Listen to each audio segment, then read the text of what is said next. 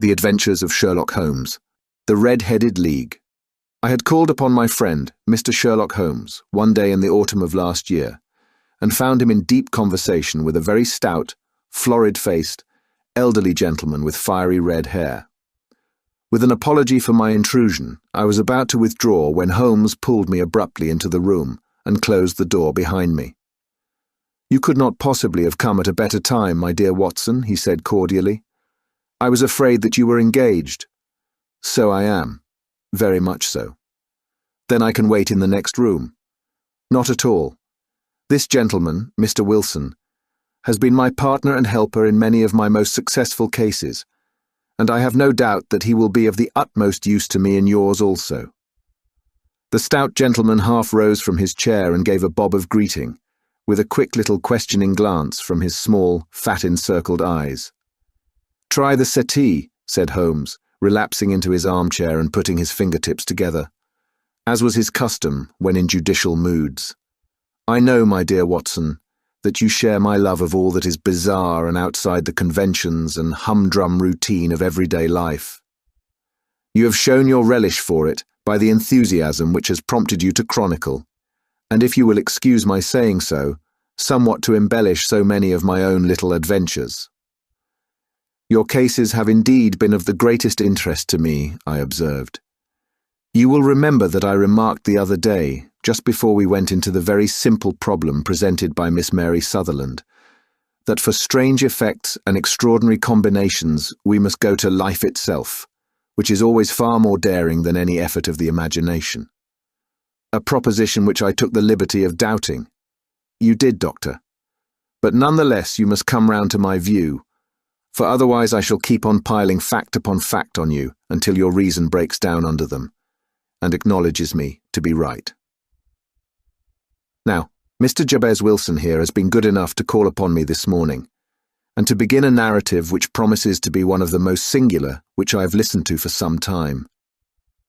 You have heard me remark that the strangest and most unique things are very often connected not with the larger, but with the smaller crimes, and occasionally, indeed, where there is room for doubt whether any positive crime has been committed. As far as I have heard, it is impossible for me to say whether the present case is an instance of crime or not. But the course of events is certainly among the most singular that I have ever listened to. Perhaps, Mr. Wilson, you would have the great kindness to recommence your narrative. I ask you not merely because my friend Dr. Watson has not heard the opening part, but also because the peculiar nature of the story makes me anxious to have every possible detail from your lips. As a rule, when I have heard some slight indication of the course of events, I am able to guide myself by the thousands of other similar cases which occur to my memory. In the present instance, I am forced to admit that the facts are, to the best of my belief, unique. The portly client puffed out his chest with an appearance of some little pride and pulled a dirty and wrinkled newspaper from the inside pocket of his greatcoat. As he glanced down the advertisement column, with his head thrust forward and the paper flattened out upon his knee, I took a good look at the man and endeavoured, after the fashion of my companion, to read the indications which might be presented by his dress or appearance. I did not gain very much, however, by my inspection. Our visitor bore every mark of being an average, commonplace British tradesman, obese, pompous, and slow. He wore rather baggy grey shepherd's check trousers, a not over-clean black frock coat, unbuttoned in the front, and a drab waistcoat with a heavy brassy Albert chain and a square-pierced bit of metal dangling down as an ornament. A frayed top hat and a faded brown overcoat with a wrinkled velvet collar lay upon a chair beside him. Altogether, look as I would, there was nothing remarkable about the man save his blazing red head and the expression of extreme chagrin and discontent upon his features. Sherlock Holmes's quick eye took in my occupation, and he shook his head with a smile as he noticed my questioning glances. Beyond the obvious facts that he has at some time done manual labour, that he takes snuff, that he is a Freemason, that he has been in China, and that he has done a considerable amount of writing lately, I can deduce nothing else. Mr. Jabez Wilson started up in his chair, with his forefinger upon the paper, but his eyes upon my companion. "How, in the name of good fortune, did you know all that, Mr. Holmes?" he asked. "How did you know, for example, that I did manual labour? It's as true as gospel, for I began as a ship's carpenter." "Your hands, my dear sir. Your right hand is quite a size larger than your left. You have worked with it, and the muscles are more developed. Well, the snuff then, and the Freemasonry. I won't insult your intelligence by telling you how I read that, especially as, rather against the strict rules of your order, you use an arc and compass breastpin. Ah, of course, I forgot that. But the writing. What else can be indicated by that right cuff so very shiny for 5 inches, and the left one with the smooth patch near the elbow, where you rest it upon the desk? Well, but China. The fish that you have tattooed immediately above your right wrist could only have been done in China. I have made a small study of tattoo marks, and have even contributed to the literature of the subject. That trick of staining the fish's scales of a delicate pink is quite peculiar to China. When, in addition, I see a Chinese coin hanging from your watch chain, the matter becomes even more simple." Mr. Jabez Wilson laughed heavily. "Well, I never," said he. "I thought at first that you'd done something clever, but I see that there was nothing in it after all." "I begin to think, Watson," said Holmes, "that I make a mistake in explaining. Omne ignotum pro magnifico. You know, and my poor little reputation, such as it is, will suffer shipwreck if I am so candid. Can you not find the advertisement, Mr. Wilson?" "Yes, I've got it now," he answered, with his thick red finger planted halfway down the column. "Here it is. This is what began it all. You just read it for yourself, sir." I took the paper from him and read as follows.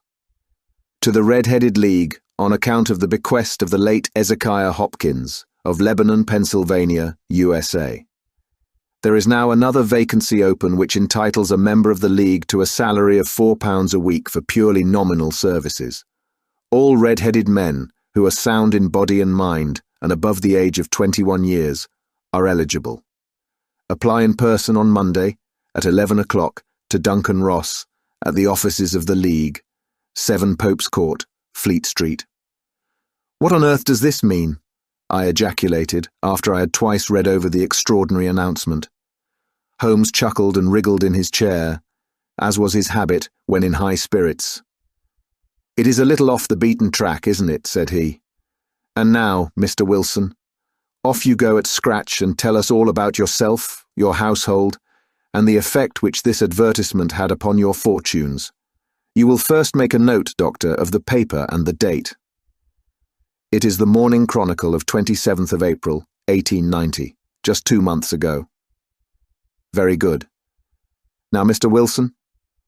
"Well, it is just as I have been telling you, Mr. Sherlock Holmes," said Jabez Wilson, mopping his forehead. "I have a small pawnbroker's business at Coburg Square, near the city. It's not a very large affair, and of late years it has not done more than just give me a living. I used to be able to keep 2 assistants, but now I only keep 1. And I would have a job to pay him, but that he is willing to come for half wages so as to learn the business." "What is the name of this obliging youth?" asked Sherlock Holmes. "His name is Vincent Spaulding, and he's not such a youth either. It's hard to say his age. I should not wish a smarter assistant, Mr. Holmes, and I know very well that he could better himself and earn twice what I am able to give him. But after all, if he is satisfied, why should I put ideas in his head?" "Why indeed? You seem most fortunate in having an employee who comes under the full market price. It is not a common experience among employers in this age. I don't know that your assistant is not as remarkable as your advertisement." "Oh, he has his faults too," said Mr. Wilson. "Never was such a fellow for photography. Snapping away with a camera when he ought to be improving his mind, and then diving down into the cellar like a rabbit into its hole to develop his pictures. That is his main fault.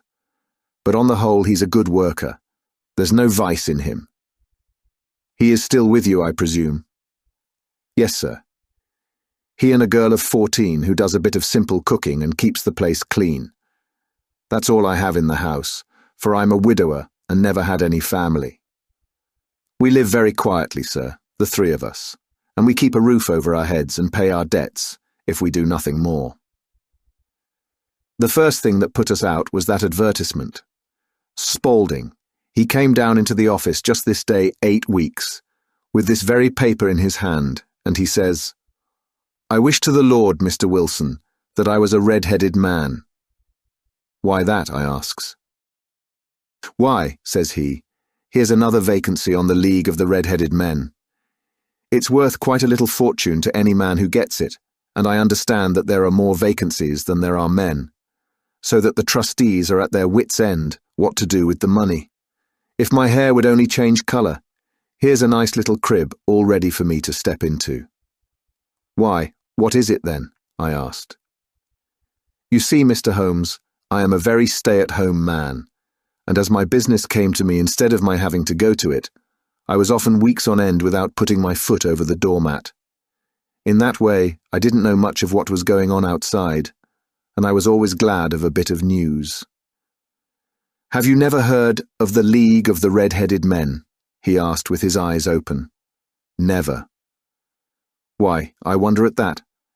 For you are eligible yourself for one of the vacancies." "And what are they worth?" I asked. "Oh, merely a couple of hundred a year. But the work is slight, and it need not interfere very much with one's other occupations." Well, you can easily think that that made me prick up my ears, for the business has not been over good for some years, and an extra couple of hundred would have been very handy. "Tell me all about it," said I.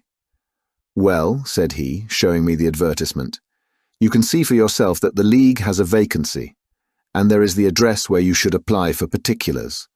As far as I can make out, the League was founded by an American millionaire, Ezekiel Hopkins, who was very peculiar in his ways. He was himself red-headed, and he had a great sympathy for all red-headed men. So when he died, it was found that he had left his enormous fortune in the hands of trustees, with instructions to apply the interest to the providing of easy berths to men whose hair is of that colour. From all I hear, it is splendid pay and very little to do. But," said I, "there would be millions of red-headed men who would apply." "Not so many as you might think," he answered. "You see, it is really confined to Londoners and to grown men. This American had started from London when he was young, and he wanted to do the old town a good turn. Then, again, I have heard it is no use your applying if your hair is light red, or dark red, or anything but real bright, blazing, fiery red. Now, if you cared to apply, Mr. Wilson, you would just walk in, but perhaps it would hardly be worth your while to put yourself out of the way for the sake of a few £100. Now it is a fact, gentlemen, as you may see for yourselves, that my hair is of a very full and rich tint, so that it seemed to me that if there was to be any competition in the matter, I stood as good a chance as any man that I had ever met. Vincent Spaulding seemed to know so much about it that I thought he might prove useful, so I just ordered him to put up the shutters for the day and to come right away with me. He was very willing to have a holiday, so we shut the business up and started off for the address that was given us in the advertisement. I never hope to see such a sight as that again, Mr. Holmes. From north, south, east and west, every man who had a shade of red in his hair had tramped into the city to answer the advertisement. Fleet Street was choked with red-headed folk, and Pope's Court looked like a coster's orange barrow. I should not have thought there were so many in the whole country as were brought together by that single advertisement. Every shade of colour they were: straw, lemon, orange, brick, Irish setter, liver, clay. But as Spaulding said, there were not many who had the real vivid flame-coloured tint. When I saw how many were waiting, I would have given it up in despair, but Spaulding would not hear of it. How he did it I could not imagine. But he pushed and pulled and butted until he got me through the crowd and right up to the steps which led to the office. There was a double stream upon the stair, some going up in hope and some coming back dejected, but we wedged in as well as we could and soon found ourselves in the office. "Your experience has been a most entertaining one," remarked Holmes as his client paused and refreshed his memory with a huge pinch of snuff. "Pray continue your very interesting statement." There was nothing in the office but a couple of wooden chairs and a deal table, behind which sat a small man with a head that was even redder than mine. He said a few words to each candidate as he came up, and then he always managed to find some fault in them which would disqualify them. Getting a vacancy did not seem to be such a very easy matter after all. However, when our turn came, the little man was much more favourable to me than to any of the others, and he closed the door as we entered, so that he might have a private word with us. "This is Mr. Jabez Wilson," said my assistant, "and he's willing to fill a vacancy in the League." "And he is admirably suited for it," the other answered. "He has every requirement. I cannot recall when I have seen anything so fine." He took a step backward, cocked his head on one side, and gazed at my hair until I felt quite bashful. Then suddenly he plunged forward, wrung my hand, and congratulated me warmly on my success. "It would be injustice to hesitate," said he. "You will, however, I am sure, excuse me for taking an obvious precaution." With that he seized my hair in both his hands and tugged until I yelled with the pain. "There is water in your eyes," said he as he released me. "I perceive that all is as it should be. But we have to be careful, for we have twice been deceived by wigs and once by paint. I could tell you tales of cobbler's wax which would disgust you with human nature." He stepped over to the window and shouted through it at the top of his voice that the vacancy was filled. A groan of disappointment came up from below, and the folk all trooped away in different directions until there was not a redhead to be seen, except my own and that of the manager. "My name," said he, "is Mr. Duncan Ross, and I am myself one of the pensioners upon the fund left by our noble benefactor. Are you a married man, Mr. Wilson? Have you a family?" I answered that I had not. His face fell immediately. "Dear me," he said gravely, "that is very serious indeed. I'm sorry to hear you say that. The fund was, of course, for the propagation and spread of the redheads, as well as for their maintenance. It is exceedingly unfortunate that you should be a bachelor." My face lengthened at this, Mr. Holmes, for I thought that I was not to have the vacancy after all. But after thinking it over for a few minutes, he said that it would be all right. "In the case of another," said he, "the objection might be fatal, but we must stretch a point in favour of a man with such a head of hair as yours. When shall you be able to enter upon your new duties?" "Well, it is a little awkward, for I have a business already," said I. "Oh, never mind about that, Mr. Wilson," said Vincent Spaulding. "I should be able to look after that for you." "What would be the hours?" I asked. 10 to 2. "Now, a pawnbroker's business is mostly done of an evening, Mr. Holmes, especially Thursday and Friday evening, which is just before payday. So it would suit me very well to earn a little in the mornings. Besides, I knew that my assistant was a good man, and that he would see to anything that turned up." "That would suit me very well," said I. "And the pay?" "Is £4 a week." "And the work?" "Is purely nominal." "What do you call purely nominal?" "Well, you have to be in the office, or at least in the building, the whole time. If you leave, you forfeit your whole position forever. The will is very clear upon that point. You don't comply with the conditions if you budge from the office during that time." "It's only 4 hours a day, and I should not think of leaving," said I. "No excuse will avail," said Mr. Duncan Ross. "Neither sickness nor business nor anything else.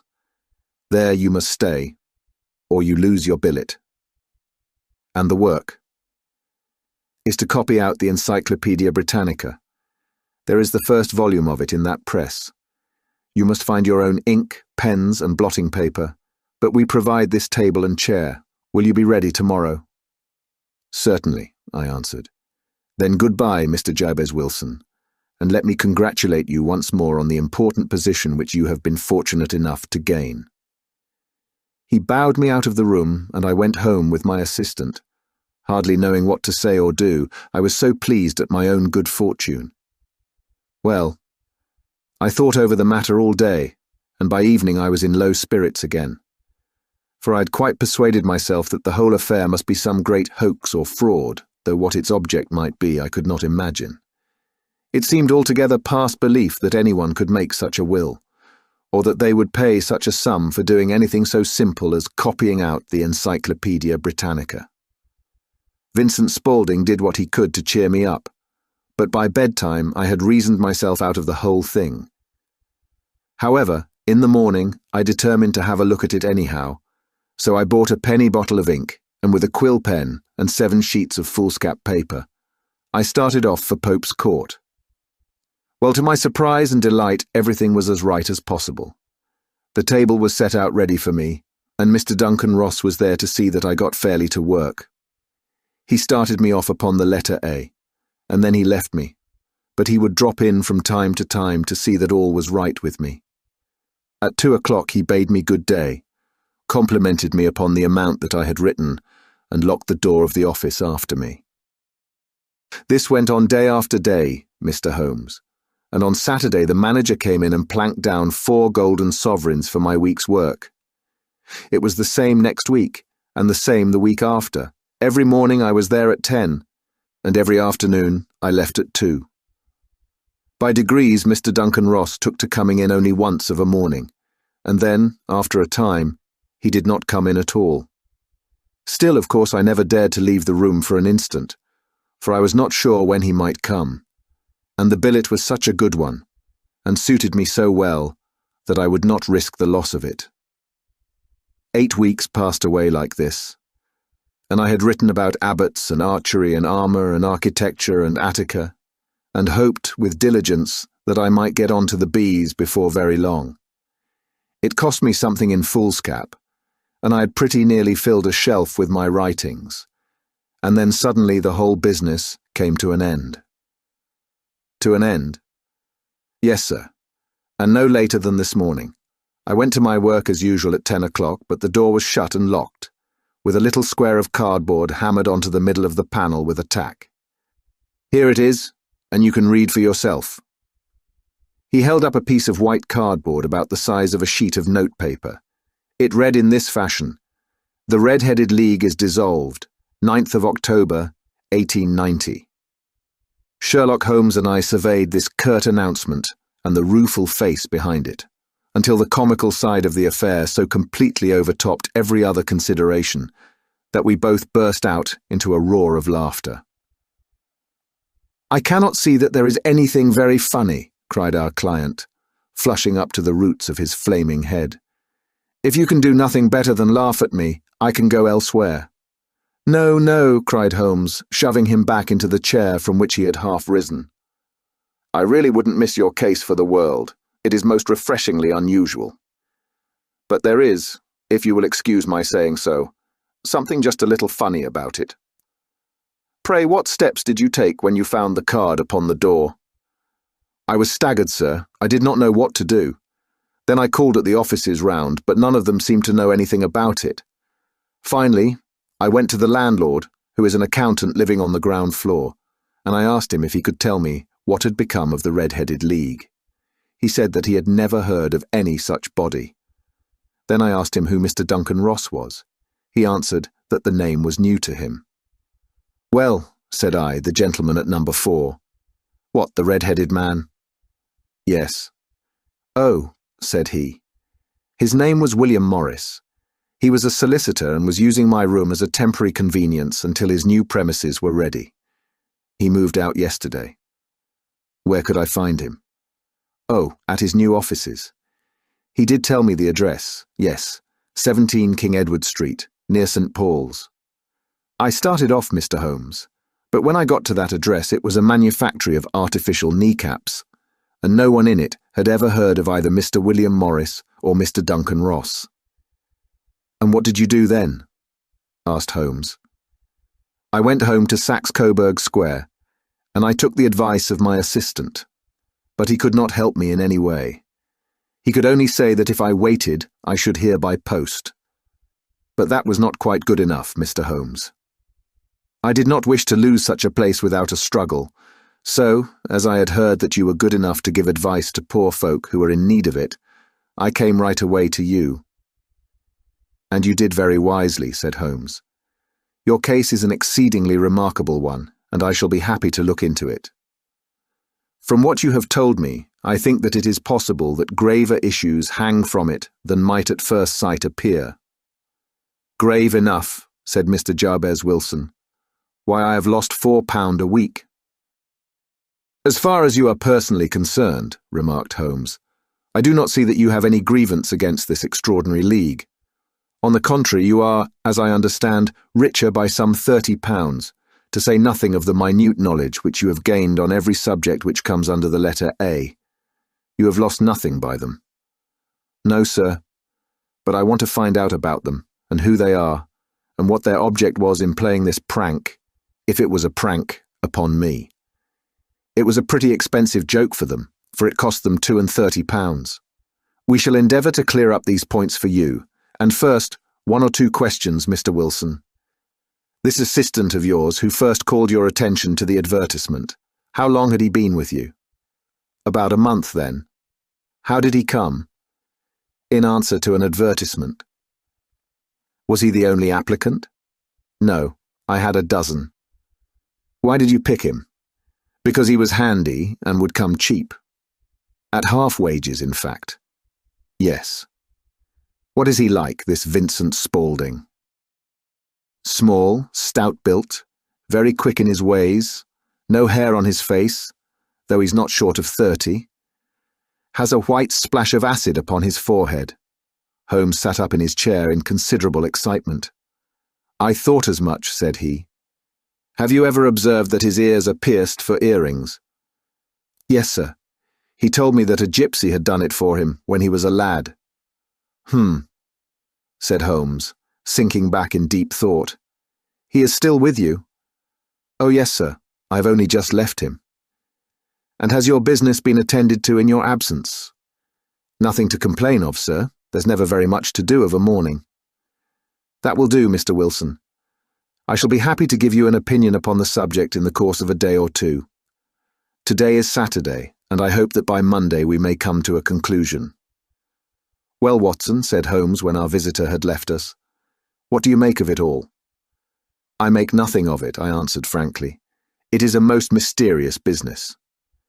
"As a rule," said Holmes, "the more bizarre a thing is, the less mysterious it proves to be. It is your commonplace, featureless crimes which are really puzzling, just as a commonplace face is the most difficult to identify. But I must be prompt over this matter." "What are you going to do then?" I asked. "To smoke," he answered. "It is quite a 3-pipe problem, and I beg that you won't speak to me for 50 minutes. He curled himself up in his chair, with his thin knees drawn up to his hawk-like nose, and there he sat with his eyes closed and his black clay pipe thrusting out like the bill of some strange bird. I had come to the conclusion that he had dropped to sleep, and indeed was nodding myself, when he suddenly sprang out of his chair with the gesture of a man who has made up his mind and put his pipe down upon the mantelpiece. "Sarasate plays at the St. James's Hall this afternoon," he remarked. "What do you think, Watson? Could your patient spare you for a few hours?" "I have nothing to do today. My practice is never very absorbing." "Then put on your hat and come. I'm going through the city first, and we can have some lunch on the way. I observe that there is a good deal of German music on the programme, which is rather more to my taste than Italian or French. It is introspective, and I want to introspect. Come along." We travelled by the Underground as far as Aldersgate, and a short walk took us to Saxe-Coburg Square, the scene of the singular story which we had listened to in the morning.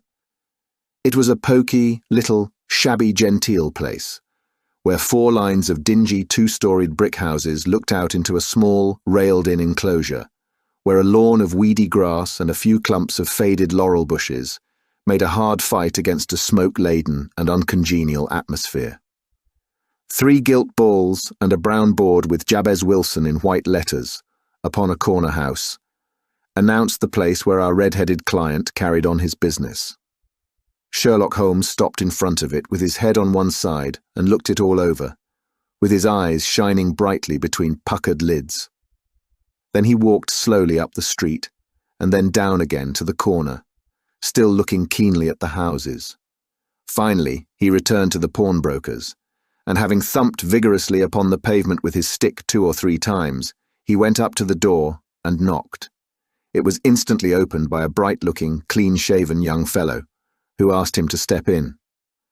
"Thank you," said Holmes.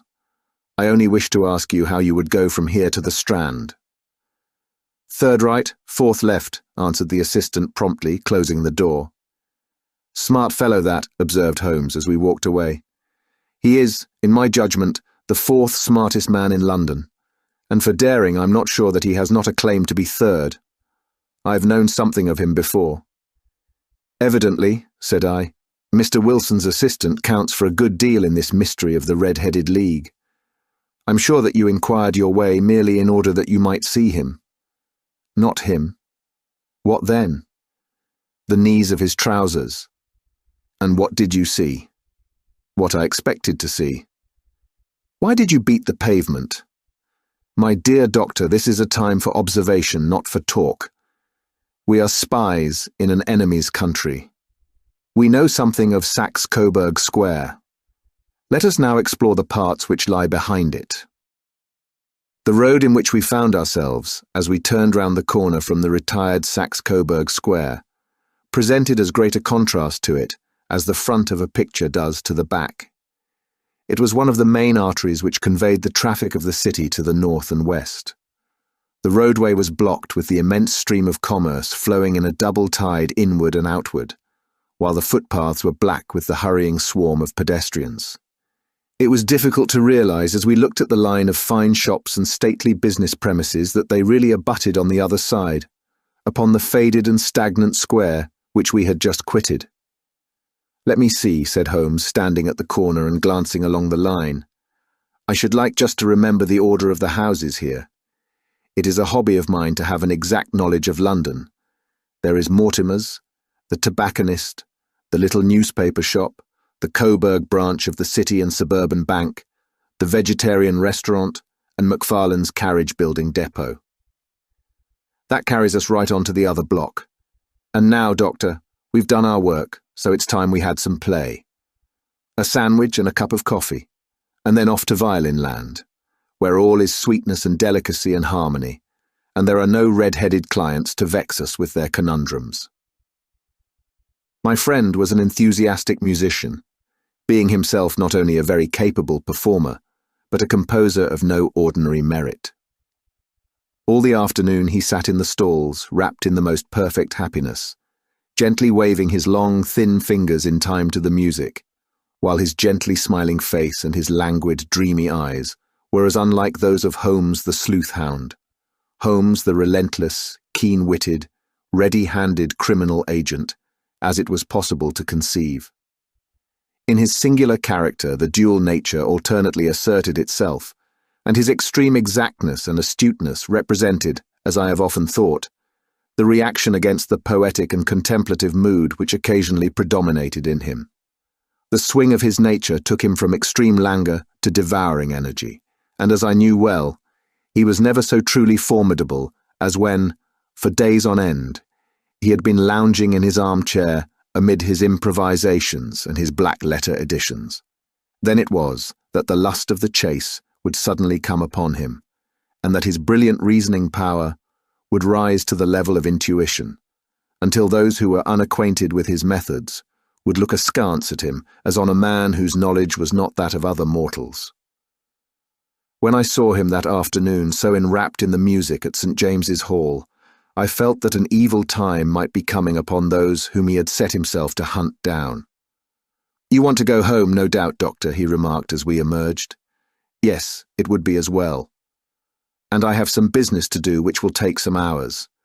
This business at Coburg Square is serious." "Why serious?" "A considerable crime is in contemplation. I have every reason to believe that we shall be in time to stop it, but today being Saturday rather complicates matters. I shall want your help tonight." "At what time?" 10 will be early enough. I shall be at Baker Street at 10. "Very well. And I say, Doctor, there may be some little danger, so kindly put your army revolver in your pocket." He waved his hand, turned on his heel, and disappeared in an instant among the crowd. I trust that I am not more dense than my neighbours, but I was always oppressed with a sense of my own stupidity in my dealings with Sherlock Holmes. Here I had heard what he had heard, I had seen what he had seen, and yet from his words it was evident that he saw clearly not only what had happened, but what was about to happen, while to me the whole business was still confused and grotesque. As I drove home to my house in Kensington, I thought over it all. From the extraordinary story of the red-headed copier of the encyclopedia down to the visit to Saxe-Coburg Square, and the ominous words with which he had parted from me. What was this nocturnal expedition, and why should I go armed? Where were we going, and what were we to do? I had the hint from Holmes that this smooth-faced pawnbroker's assistant was a formidable man, a man who might play a deep game. I tried to puzzle it out, but gave it up in despair, and set the matter aside until night should bring an explanation. It was 9:15 when I started from home and made my way across the park, and so through Oxford Street to Baker Street. 2 hansoms were standing at the door, and as I entered the passage, I heard the sound of voices from above. On entering his room, I found Holmes in animated conversation with 2 men, one of whom I recognized as Peter Jones, the official police agent, while the other was a long, thin, sad-faced man, with a very shiny hat and oppressively respectable frock coat. "Ha! Our party is complete," said Holmes, buttoning up his pea-jacket and taking his heavy hunting crop from the rack. "Watson, I think you know Mr. Jones of Scotland Yard. Let me introduce you to Mr. Merryweather, who is to be our companion in tonight's adventure." "We're hunting in couples again, Doctor, you see," said Jones in his consequential way. "Our friend here is a wonderful man for starting a chase. All he wants is an old dog to help him to do the running down." "I hope a wild goose may not prove to be the end of our chase," observed Mr. Merryweather gloomily. "You may place considerable confidence in Mr. Holmes, sir," said the police agent loftily. "He has his own little methods, which are, if he won't mind my saying so, just a little too theoretical and fantastic, but he has the makings of a detective in him. It is not too much to say that once or twice, as in that business of the Sholto murder and the Agra treasure, he has been more nearly correct than the official force." "Oh, if you say so, Mr. Jones." "It is all right," said the stranger with deference. "Still, I confess that I miss my rubber. It is the first Saturday night for 27 years that I have not had my rubber." "I think you will find," said Sherlock Holmes, "that you will play for a higher stake tonight than you have ever done yet, and that the play will be more exciting. For you, Mr. Merryweather, the stake will be some £30,000, and for you, Jones, it will be the man upon whom you wish to lay your hands. John Clay, the murderer, thief, smasher, and forger. He's a young man, Mr. Merryweather, but he is at the head of his profession, and I would rather have my bracelets on him than on any criminal in London. He's a remarkable man, is young John Clay. His grandfather was a royal duke, and he himself has been to Eton and Oxford. His brain is as cunning as his fingers, and though we meet signs of him at every turn, we never know where to find the man himself. He'll crack a crib in Scotland one week, and be raising money to build an orphanage in Cornwall the next. I've been on his track for years, and have never set eyes on him yet. I hope that I may have the pleasure of introducing you tonight. I've had 1 or 2 little turns also with Mr. John Clay, and I agree with you that he's at the head of his profession. It is past 10, however, and quite time that we started. If you 2 will take the first hansom, Watson and I will follow in the second."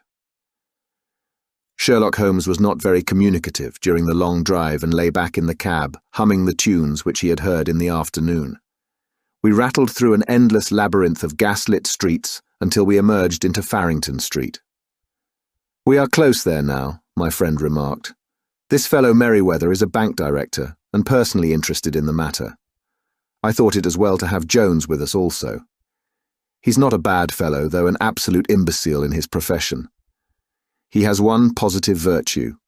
He is as brave as a bulldog and as tenacious as a lobster if he gets his claws upon anyone. Here we are, and they are waiting for us. We had reached the same crowded thoroughfare in which we had found ourselves in the morning. Our cabs were dismissed, and following the guidance of Mr. Merryweather, we passed down a narrow passage and through a side door which he opened for us. Within there was a small corridor, which ended in a very massive iron gate. This also was opened and led down a flight of winding stone steps, which terminated at another formidable gate. Mr. Merryweather stopped to light a lantern, and then conducted us down a dark, earth-smelling passage, and so, after opening a third door, into a huge vault or cellar, which was piled all round with crates and massive boxes. "You are not very vulnerable from above," Holmes remarked as he held up the lantern and gazed about him. "Nor from below," said Mr. Merryweather, striking his stick upon the flags which lined the floor. "Why, dear me, it sounds quite hollow," he remarked, looking up in surprise. "I must really ask you to be a little more quiet," said Holmes severely. "You have already imperilled the whole success of our expedition. Might I beg that you would have the goodness to sit down upon one of those boxes, and not to interfere?" The solemn Mr. Merryweather perched himself upon a crate, with a very injured expression upon his face, while Holmes fell upon his knees upon the floor and, with the lantern and a magnifying lens, began to examine minutely the cracks between the stones. A few seconds sufficed to satisfy him, for he sprang to his feet again and put his glass in his pocket. "We have at least an hour before us," he remarked, "for they can hardly take any steps until the good pawnbroker is safely in bed. Then they will not lose a minute, for the sooner they do their work, the longer time they will have for their escape. We are at present, Doctor, as no doubt you have divined, in the cellar of the city branch of one of the principal London banks. Mr. Merryweather is the chairman of directors, and he will explain to you that there are reasons why the more daring criminals of London should take a considerable interest in this cellar at present." "It is our French gold," whispered the director. "We have had several warnings that an attempt might be made upon it." "Your French gold?" "Yes. We had occasion some months ago to strengthen our resources and borrowed for that purpose 30,000 Napoleons from the Bank of France. It has become known that we have never had occasion to unpack the money, and that it is still lying in our cellar. The crate upon which I sit contains 2,000 Napoleons packed between layers of lead foil. Our reserve of bullion is much larger at present than is usually kept in a single branch office, and the directors have had misgivings upon the subject." "Which were very well justified," observed Holmes. "And now it is time that we arranged our little plans. I expect that within an hour matters will come to a head. In the meantime, Mr. Merryweather, we must put the screen over that dark lantern." "And sit in the dark?" "I'm afraid so. I had brought a pack of cards in my pocket, and I thought that, as we were a party carry, you might have your rubber after all. But I see that the enemy's preparations have gone so far that we cannot risk the presence of a light. And first of all, we must choose our positions. These are daring men, and though we shall take them at a disadvantage, they may do us some harm unless we are careful. I shall stand behind this crate, and do you conceal yourselves behind those. Then, when I flash a light upon them, close in swiftly. If they fire, Watson, have no compunction about shooting them down." I placed my revolver, cocked, upon the top of the wooden case behind which I crouched. Holmes shot the slide across the front of his lantern and left us in pitch darkness. Such an absolute darkness as I have never before experienced. The smell of hot metal remained to assure us that the light was still there, ready to flash out at a moment's notice. To me, with my nerves worked up to a pitch of expectancy, there was something depressing and subduing in the sudden gloom, and in the cold, dank air of the vault. "They have but one retreat," whispered Holmes. "That is back through the house into Saxe-Coburg Square. I hope that you have done what I asked you, Jones. I have an inspector and 2 officers waiting at the front door.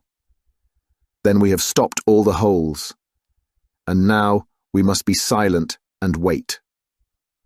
What a time it seemed. From comparing notes afterwards, it was but an hour and a quarter, yet it appeared to me that the night must have almost gone, and the dawn be breaking above us. My limbs were weary and stiff, for I feared to change my position, yet my nerves were worked up to the highest pitch of tension, and my hearing was so acute that I could not only hear the gentle breathing of my companions, but I could distinguish the deeper, heavier in-breath of the bulky Jones from the thin, sighing note of the bank director. From my position, I could look over the case in the direction of the floor. Suddenly my eyes caught the glint of a light. At first it was but a lurid spark upon the stone pavement. Then it lengthened out until it became a yellow line, and then, without any warning or sound, a gash seemed to open, and a hand appeared, a white, almost womanly hand, which felt about in the centre of the little area of light. For a minute or more, the hand, with its writhing fingers, protruded out of the floor. Then it was withdrawn as suddenly as it appeared, and all was dark again, save the single, lurid spark which marked a chink between the stones. Its disappearance, however, was but momentary. With a rending, tearing sound, one of the broad white stones turned over upon its side and left a square, gaping hole, through which streamed the light of a lantern. Over the edge there peeped a clean-cut, boyish face, which looked keenly about it, and then, with a hand on either side of the aperture, drew itself shoulder-high and waist-high, until one knee rested upon the edge. In another instant he stood at the side of the hole and was hauling after him a companion, lithe and small like himself, with a pale face and a shock of very red hair. "It's all clear," he whispered. "Have you the chisel and the bags? Great Scott, jump, Archie, jump, and I'll swing for it." Sherlock Holmes had sprung out and seized the intruder by the collar. The other dived down the hole, and I heard the sound of rending cloth as Jones clutched at his skirts. The light flashed upon the barrel of a revolver, but Holmes's hunting crop came down on the man's wrist, and the pistol clinked upon the stone floor. "It's no use, John Clay," said Holmes blandly. "You have no chance at all." "So I see," the other answered with the utmost coolness. "I fancy that my pal is all right, though I see you've got his coat-tails." "There are 3 men waiting for him at the door," said Holmes. "Oh, indeed, you seem to have done the thing very completely. I must compliment you." "And I you," Holmes answered. "Your red-headed idea was very new and effective." "You'll see your pal again presently," said Jones. "He's quicker at climbing down holes than I am. Just hold out while I fix the derbies." "I beg that you will not touch me with your filthy hands," remarked our prisoner, as the handcuffs clattered upon his wrists. "You may not be aware that I have royal blood in my veins. Have the goodness also, when you address me, always to say, sir, and please." "All right," said Jones, with a stare and a snigger. "Well, would you please, sir, march upstairs where we can get a cab to carry your highness to the police station?" "That is better," said John Clay serenely. He made a sweeping bow to the 3 of us and walked quietly off in the custody of the detective. "Really, Mr. Holmes," said Mr. Merriweather as we followed them from the cellar, "I do not know how the bank can thank you or repay you. There is no doubt that you have detected and defeated in the most complete manner one of the most determined attempts at bank robbery that have ever come within my experience. I have had 1 or 2 little scores of my own to settle with Mr. John Clay," said Holmes. "I've been at some small expense over this matter, which I shall expect the bank to refund, but beyond that, I am amply repaid by having had an experience which is in many ways unique, and by hearing the very remarkable narrative of the Red-Headed League. You see, Watson," he explained in the early hours of the morning as we sat over a glass of whiskey and soda in Baker Street, "it was perfectly obvious from the first that the only possible object of this rather fantastic business of the advertisement of the League and the copying of the encyclopedia must be to get this not over-bright pawnbroker out of the way for a number of hours every day. It was a curious way of managing it, but really it would be difficult to suggest a better. The method was no doubt suggested to Clay's ingenious mind by the colour of his accomplice's hair. The £4 a week was a lure which must draw him. And what was it to them, who were playing for thousands? They put in the advertisement. One rogue has the temporary office. The other rogue incites the man to apply for it, and together they manage to secure his absence every morning in the week. From the time that I heard of the assistant having come for half wages, it was obvious to me that he had some strong motive for securing the situation. But how could you guess what the motive was? Had there been women in the house, I should have suspected a mere vulgar intrigue. That, however, was out of the question. The man's business was a small one, and there was nothing in his house which could account for such elaborate preparations and such an expenditure as they were at. It must, then, be something out of the house. What could it be? I thought of the assistant's fondness for photography, and his trick of vanishing into the cellar. The cellar. There was the end of this tangled clue. Then I made inquiries as to this mysterious assistant and found that I had to deal with one of the coolest and most daring criminals in London. He was doing something in the cellar, something which took many hours a day for months on end. What could it be, once more? I could think of nothing save that he was running a tunnel to some other building. So far I had got when we went to visit the scene of action. I surprised you by beating upon the pavement with my stick. I was ascertaining whether the cellar stretched out in front or behind. It was not in front. Then I rang the bell and, as I hoped, the assistant answered it. We have had some skirmishes, but we had never set eyes upon each other before. I hardly looked at his face. His knees were what I wished to see. You must yourself have remarked how worn, wrinkled, and stained they were. They spoke of those hours of burrowing. The only remaining point was what they were burrowing for. I walked round the corner, saw the City and Suburban Bank abutted on our friend's premises, and felt that I had solved my problem. When you drove home after the concert, I called upon Scotland Yard and upon the chairman of the bank directors, with the result that you have seen. And how could you tell that they would make their attempt tonight? I asked. Well, when they closed their league offices, that was a sign that they cared no longer about Mr. Jabez Wilson's presence. In other words, that they had completed their tunnel. But it was essential that they should use it soon, as it might be discovered, or the bullion might be removed. Saturday would suit them better than any other day, as it would give them 2 days for their escape. For all these reasons I expected them to come tonight. You reasoned it out beautifully, I exclaimed in unfeigned admiration. It is so long a chain, and yet every link rings true.